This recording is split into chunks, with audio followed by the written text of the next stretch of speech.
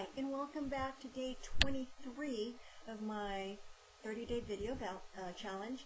And today is Saturday, and I just recently, maybe it's been about an hour, gotten back from my hike on the trail. And I've spoken about this before, one of the trails I go on is in a community called Los Gatos.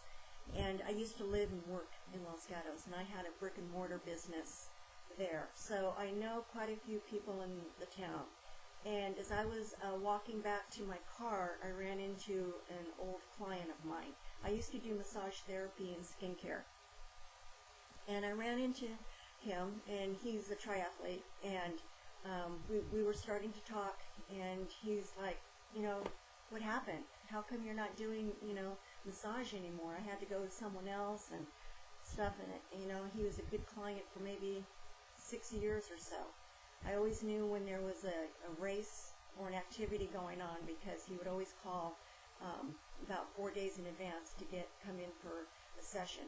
Anyway, so we were talking, and he very nice guy, and he was talking about where have you been, what are you up to, and he is part of the Silicon Valley high-tech world. So even though he's very athletic, I mean, his mindset is very technical. And we've always gotten along well. I know his wife and his kids. I've seen them in regards to having them as clients. And going back to, he asked me, what are you doing now? And and I get stuck sometimes. As much as I love trying to build a business online, it's hard to explain.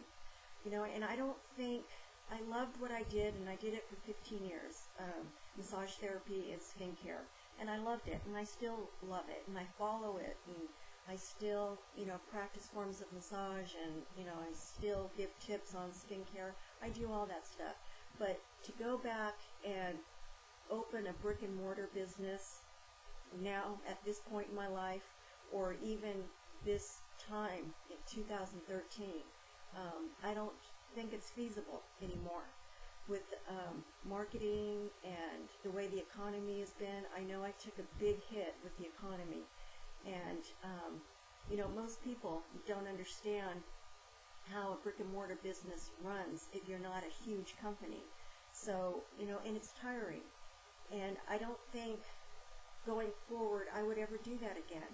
And I had to stop and think as I was driving off from talking to him about his standpoint. He was receiving the service, and it was a compliment to me, but at the same time, I just don't think I could go back to a brick and mortar business. I know what it is to run a business, to start a business, to do the supplies and the product line and all the other stuff. I know that, and it's, doing it was fulfilling, but at the same time, it's just not where I'm at right now. And it's hard to speak to someone and say, well, I'm trying to start a business online, and I'm trying to do this, and I'm trying to learn how to market, and I'm trying to learn how to present myself in a manner online and get noticed, and I was just at a loss for words. So I deflected, and I turned the conversation back on him and his family and the upcoming race and so forth. So, I'm curious how other people handle conversations like that, because certain mindsets don't understand, I guess, what I'm trying to do. They want to see someone do a 9 to 5 in a corporate job or an office job, or prior to me having my business, I was in the medical field, and I did women's health care, and I did plastic surgery. I was in those fields. So I've dabbled a lot in a lot of stuff. So now to be home trying to make a go of this, it hasn't been easy. I'm learning. I miss my clients. I miss going into a room that I created, a business that I created on my own space.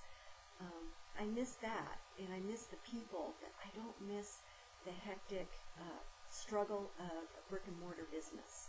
And I just, driving away and thinking about it, I think I know I'm doing the right thing. It's just, you know, I have moments of self-doubt, and I want to feel good about it, and I want to be able to convey that better. Instead, I deflected, and we left with a big hug on each of us, and hopefully we'll see each other real soon. So I'll see you tomorrow, and until then, have a great day.